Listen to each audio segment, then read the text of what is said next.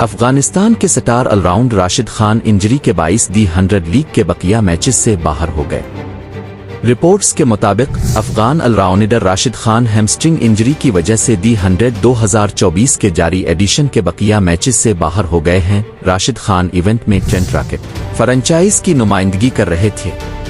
League spinner को 10 अगस्त को southern brave के खिलाफ अपनी टीम के पिछले मैच के दौरान आखिरी ओवर में फील्डिंग करते हुए चोट लगी थी। ऑस्ट्रेलियावी spin bowling all rounder Chris Green, जो 3 बार IPL जीतने वाली फ्रेंचाइज कलकत्ता नाइट राइडर्स के लिए भी खेल चुके हैं, को राशिद खान की जगह टीम में शामिल कर लिया गया है। ट्रेंट रैकेट्स अभी भी मुकाबले में हैं और नॉकआउट मरहले के लिए क्वालिफाई कर सकते हैं, क्योंकि उनके अभी लीग मरहले के 2 मैच बाकी हैं।